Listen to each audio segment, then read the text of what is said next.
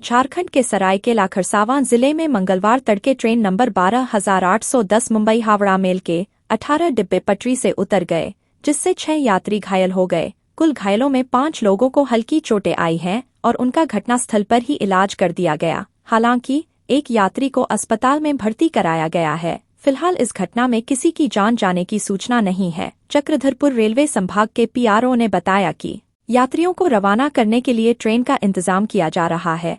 Police ने बताया कि यह दुर्घटना जमशेदपुर से करीब 80 किलोमीटर दूर बड़ाबांस के पास सुबह 3:45 पर हुई।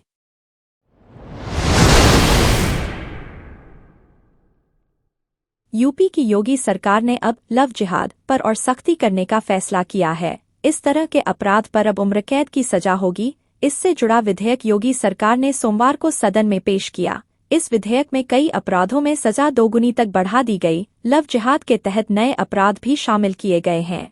इस विधेयक में विधि विरुद्ध धर्म परिवर्तन के लिए फंडिंग को भी कानून के तहत अपराध के दायरे में लाने की तैयारी है। दरअसल लव जिहाद के खिलाफ 2020 में योगी सरकार ने पहला कानून बनाया था, जिसे और कड़ा करने का अध्यादेश आज सदन में पेश किया गया है।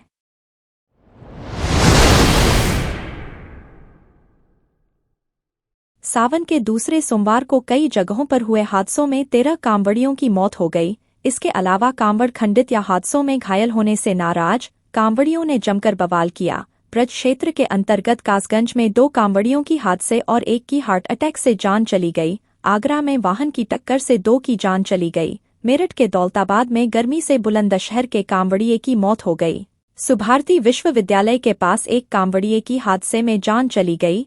बताते चलें कि 13 कांवड़ियों की मौत के बाद अन्य कांवड़ियों ने बवाल काटा और जमकर हंगामा किया।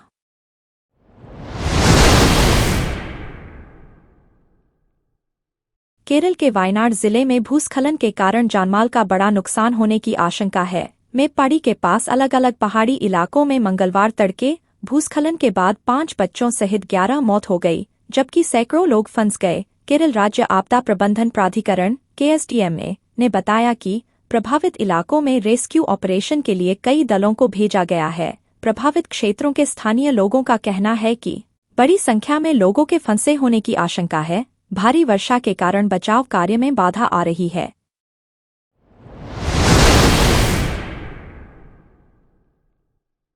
MCD ने नियमों के उल्लंघन के मामले में बेसमेंट में चल रहे 7 कोचिंग सेंटरों को सील कर दिया है। इसमें दृष्टि IAS इंस्टीट्यूट की 1, बाजी राव की 3, रवि संस्थान की 1, IAS हब की 1 और श्रीराम IAS इंस्टीट्यूट की 1 बिल्डिंग को सील कर दिया। इसके अलावा MCD ने शाहदरा साउथ जोन में कोचिंग सेंटरों का निरीक्षण किया। यहां 16 बिल्डिंग को चिह्नित किया है। MCD इनके खिलाफ मंगलवार को कार्रवाई करेगी। अब तक 20 कोचिंग संस्थानों पर कार्रवाई हुई है।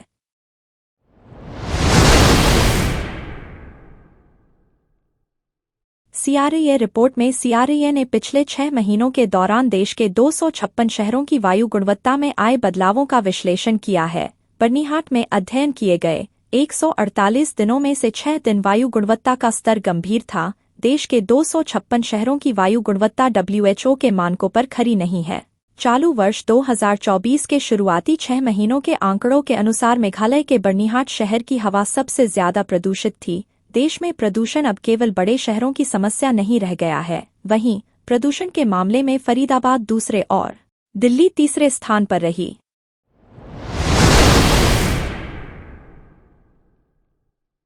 ओडिशा में इस साल के आखिर तक दुनिया की पहली मेलेनिस्टिक काली टाइगर सफारी शुरू की जाएगी। यह मयूरभंज जिले में सिमिलीपाल टाइगर रिजर्व के पास होगी। यह जानकारी सोमवार को प्रधान मुख्य वन संरक्षक सुशांत नंदा ने दी। उन्होंने बताया कि सफारी के लिए राज्य सरकार के प्रस्ताव को राष्ट्रीय बाघ संरक्षण प्राधिकरण से सैद्धांतिक मंजूरी मिल गई है। वहीं केंद्रीय चिड़ियाघर प्राधिकरण पहले ही इसके लिए समर्थन दे चुका है। उन्होंने बताया कि शुरुआत में वर्तमान में भुवनेश्वर के नंदनकानन चिड़ियाघर में रखे गए मेलेनिस्टिक बाघों को NH 18 से सटे 200 हेक्टेयर में फैले प्रस्तावित सफारी में भेजा जाएगा।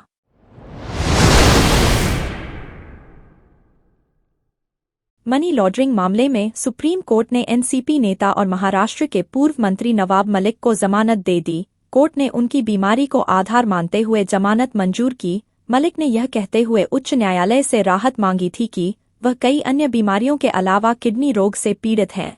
सुप्रीम कोर्ट ने कहा यह राहत उनकी नियमित जमानत पर बॉम्बे हाई कोर्ट का आदेश आने तक बनी रहेगी। मलिक ने बॉम्बे हाई कोर्ट के 13 जुलाई के आदेश के खिलाफ शीर्ष अदालत का रुख किया था, जिसमें उन्हें चिकित्सा के आधार पर जमानत देने से इनकार कर दिया था।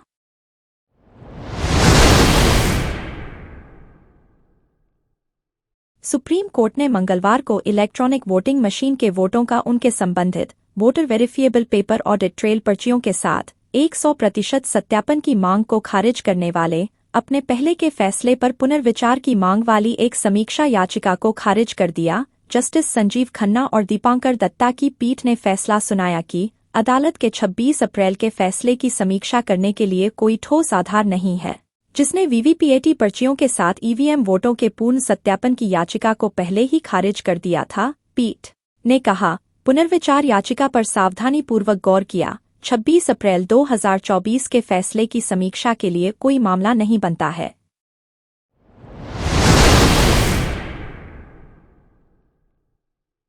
कानून की पढ़ाई करने के बाद बार काउंसिल में पंजीकरण कराने के लिए युवाओं को ज्यादा जेब ढीली नहीं करनी पड़ेगी। सुप्रीम कोर्ट ने देश और सभी राज्यों की बार काउंसिल को वकीलों के पंजीकरण के लिए कानून में तय शुल्क ही लेने के निर्देश दिए हैं। कई राज्यों में बार में पंजीकरण के लिए युवाओं से की जा रही मोटी फीस की वसूली को लेकर दायर याचिका पर सुनवाई करते हुए कोर्ट ने फैसला सुनाया है। कोर्ट ने बार से सामान्य और अनुसूचित जाति अनुसूचित जनजाति श्रेणी के विधि स्नातकों युवाओं से पंजीकरण के लिए क्रमशः ₹650 और ₹125 लेने के लिए कहा है।